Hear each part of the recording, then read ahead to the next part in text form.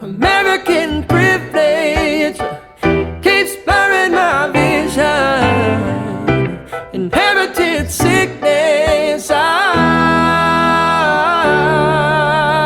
When the phrase Black history in the United States is tossed around, it's often accompanied by images of slavery, Jim Crow laws, and a general struggle against adversity. Now, don't get us wrong. These chapters are crucial in understanding the roots of this nation. But there's more to the story. Hidden beneath the weighty narratives of hardship are tales of incredible resilience and innovation. Take a moment to appreciate the cities that have become icons in their own right. We've got the bustling commercial epicenter that is New York, the technological marvel of Los Angeles, and then there's Chicago, the Windy City, home to the world's first skyscraper and an array of sports attractions that could make your head spin faster than a Chicago-style pizza twirl. But what if I told you that this city, with all its architectural wonders and cultural charm, owes its existence to the actions of a single, somewhat unsung hero, who wasn't exactly the poster child for historical recognition? In this video, we're turning back the clock, setting our time-traveling DeLorean to 1780. Picture a time when blackbacks were breaking under the oppressive weight of the slave trade, working tirelessly to churn out cotton and build the American economy.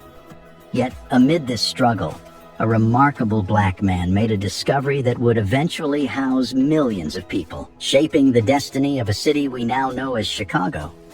So buckle up, time travelers. We're about to unveil a tale that might just flip your historical perspective like a pancake at a Chicago brunch spot. Also, as a way of supporting the channel, hit the like button of the video, share and subscribe to help the channel grow. Your support means a lot to us. In 1619, a significant chapter in history unfolded within the British colonies, which would later morph into the United States. Picture this. A ship arrives, and on its deck are the first African Americans, not as willing settlers but as captives. This moment marked the beginning of a dark era, the birth of American slavery. From that point forward, having black skin meant more than just a difference in pigment. It meant a life bound by chains of servitude. White Americans, in their quest to justify this deeply ingrained practice, turned to every conceivable means. They argued that enslavement was for the greater good of the nation, conveniently using religion as their moral compass. The argument that slavery was for the nation's benefit echoed through the corridors of power, resonating with those who held the reins. Economic interests, driven by the exploitation of human labor, became the backbone of this insidious system. The wealth amassed from the toil of enslaved individuals served as a foundation upon which the nation built itself. And then there was the Bible, wielded as a tool to sanctify the unsanctionable. The selective interpretation of Scripture became a powerful weapon in the hands of those who sought to justify their oppressive actions. It was a time when moral relativism ran rampant, conveniently adapting religious texts to suit the prevailing narrative of subjugation. Paul's letters and the curse of Ham became twisted justifications for what can only be described as barbarism. As the years rolled on, the heinous institution of slavery persisted, evolving and adapting to the changing tides of society. The dream of freedom remained elusive for those whose only crime was the color of their skin. In this time, the notion of a black man owning a house was a distant dream, let alone founding an entire city. The shackles of slavery seemed unbreakable, and the idea of black individuals playing a pivotal role in shaping the destiny of a community was beyond the wildest imagination. In the midst of the darkness that was the era of slavery, there emerged a figure who would defy the odds and leave an indelible mark on the pages of history. His name was Jean-Baptiste Point du Sable, a black man who dared to do the unthinkable. While the Dutch were laying the foundations of New York City and Vicente Francisco de Sarria was setting the stage for California. It was a black man who would carve out the path for Chicago, a city that would later blossom into a vibrant tapestry of culture, architecture, and culinary delights. Picture the United States in its infancy, a patchwork of colonies, each with its own unique narrative. As the Dutch and Vicente Francisco de Sarria were sowing the seeds of other great cities' future, Jean-Baptiste Point du Sable found himself in the heart of the wilderness that would become Chicago. This was a time when the very notion of a black man making a mark on the land was met with skepticism and disbelief. Today, Chicago stands as a testament to diversity and resilience, a city that has woven itself into the fabric of American identity. Its iconic skyline, adorned with architectural marvels, tells a story of progress and innovation. The vibrant music scene echoes the harmonies of a city that has found its rhythm, while the aroma of deep dish pizza wafts through its neighborhoods, inviting all to indulge in a culinary experience like no other. Yet, in the shadows of this bustling metropolis, the tale of Jean-Baptiste Point du Sable often goes unheard. At a time when the population of Chicago has surged beyond 2 million and its GDP has soared to over $600 billion, it's crucial to reflect on the hidden figure who laid the groundwork for this urban masterpiece. Point du Sable's early life is shrouded in mystery, with no recorded details before the 1770s. We know he was of African descent, but the exact date and place of his birth, as well as information about his parents, remain elusive.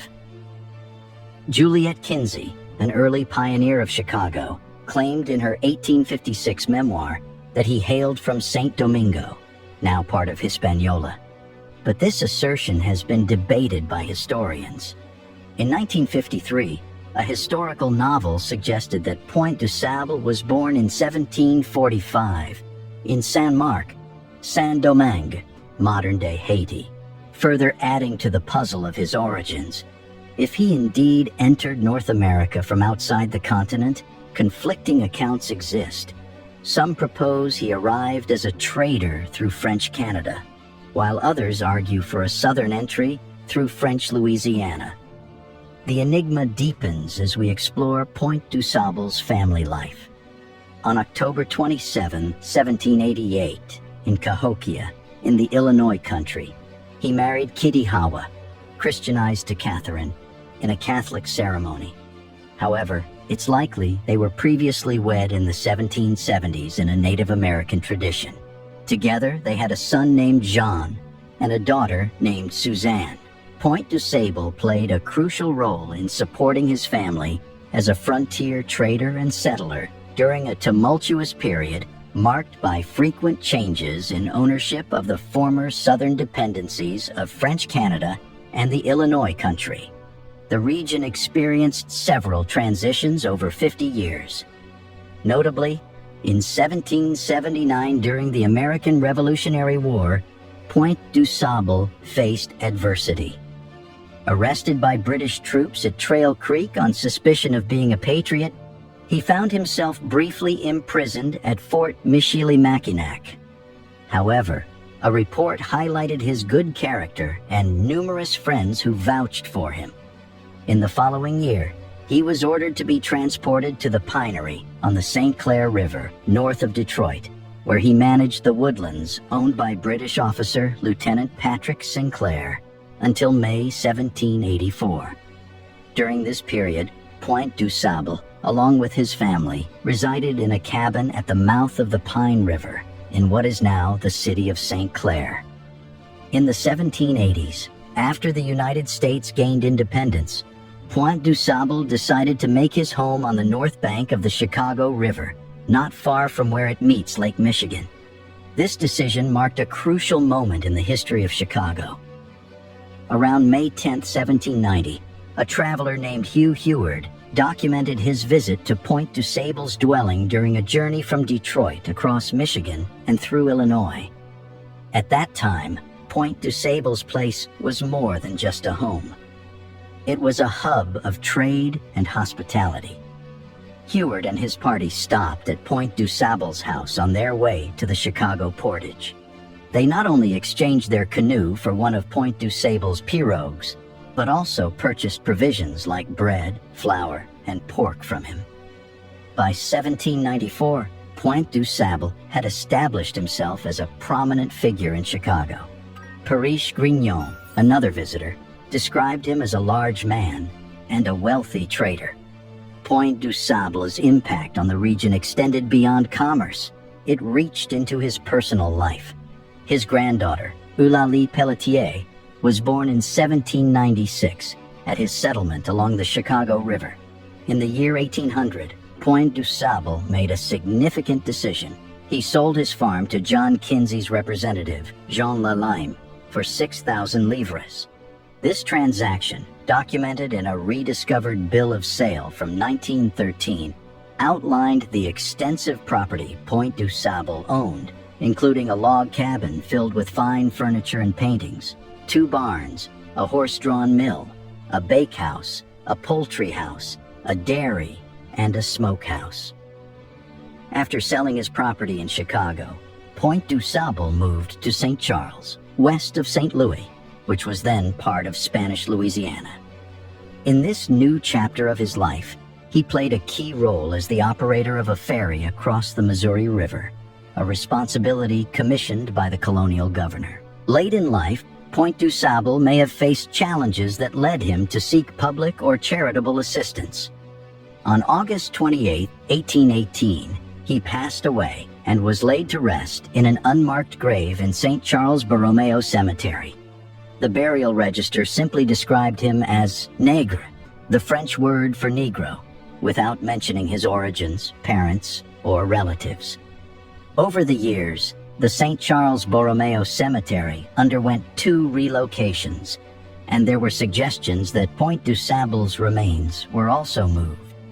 To honor his legacy, a granite marker was erected at the believed gravesite on October 12, 1968, by the Illinois Sesquicentennial Commission. However, a 2002 archaeological investigation, led by the African Scientific Research Institute at the University of Illinois at Chicago, raised questions about the location. Despite efforts using ground-penetrating radar, surveys, and excavation, no evidence of Point du Sable's reinterred remains was found, leaving a mystery surrounding the final resting place of the founder. In the 1850s, historians in Chicago acknowledged Jean-Baptiste Point du Sable as the city's earliest non-native permanent resident. Surprisingly, for a long while, the city didn't give him the recognition he deserved compared to other pioneers. Back in the 19th century, Point du Sable's role seemed to be overshadowed, with credit often wrongly given to Scots-Irish trader John Kinsey, who had purchased his property. It wasn't until 1913 that the city erected a plaque at Kinsey and Pine Streets, commemorating the Kinsey homestead, further diminishing Point du Sable's rightful place in history. Even as late as the planning stages of the 1933 to 1934 Century of Progress International Exposition, few Chicagoans were familiar with Point du Sable. The fair organizers, focusing on the 1803 construction of Fort Dearborn, didn't acknowledge him as the city's historical beginning. However, in 1965, a significant change took place. Pioneer Court, built on the site of Point du Sable's homestead as part of constructing the Equitable Life Assurance Society of America building, became a tangible tribute to the overlooked founder. Recognizing its exceptional value to the nation, the Jean-Baptiste Point du Sable home site was designated as a National Historic Landmark on May 11, 1977. This site, now located at 401 Michigan Avenue in the Michigan Wacker Historic District, saw the installation of a bronze bust of Point du Sable in 2009, a joint effort by the City of Chicago and private donor Leslie Benodin. In October 2010, the Michigan Avenue Bridge was renamed Du Sable Bridge in honor of Point du Sable, replacing the previous small street named DeSable Street. The year 2021 brought another significant honor as Lakeshore Drive in Chicago was renamed in Point du Sable's honor. The impact of Point du Sable's legacy extends beyond physical monuments. Institutions such as Du Sable High School, established in Bronzeville, Chicago in 1934, have been named in his honor. The Du Sable campus now houses the Daniel Hale Williams Prep School of Medicine and the Bronzeville Scholastic Institute. The Du Sable Museum of African American History, founded by Margaret Taylor Burroughs and her husband, renamed itself in honor of Point du Sable in 1968. Du Sable Harbor, situated at the foot of Randolph Street in downtown Chicago, stands as a testament to his enduring legacy. Meanwhile, Du Sable Park, a 3.24-acre urban park in Chicago, eagerly awaits redevelopment after being announced in 1987 by Mayor Harold Washington. Recognizing Point du Sable's contribution, the U.S. Postal Service issued a Black Heritage Series 22-cent postage stamp on February 20th, 1987. Through these various tributes, Point du Sable's name lives on, solidifying his place as a crucial figure in the history of Chicago. The Chicago we marvel at today, with its world-renowned architecture, cultural institutions, and diverse neighborhoods, owes a debt of gratitude to Point du Sable. His resilience in the face of societal norms that sought to diminish the worth of Black lives speaks volumes about the strength of the human spirit. In his journey, Point du Sable not only discovered Chicago, but also paved the way for future generations to contribute to the city's rich tapestry. It's a testament to the enduring spirit of individuals like Point du Sable that we now celebrate the diversity and inclusivity that define Chicago. The city stands as a living contradiction to the historical prejudices that sought to limit the potential of Black lives. Point du Sable's legacy is not just a historical footnote, but a foundational chapter in the narrative of a city that continues to evolve and embrace the contributions of all its residents. As we walk the streets of Chicago today, we owe it to Point du Sable to remember the remarkable journey of the man who defied the norms of his time. His story challenges us to reevaluate our understanding of history and appreciate the individuals who, against all odds, shaped the destiny of this incredible city. In every corner of Chicago, from its bustling neighborhoods to its iconic skyline, we find echoes of Point du Sable's legacy, a reminder that the human spirit, when driven by resilience and vision, can transcend the limitations imposed by society.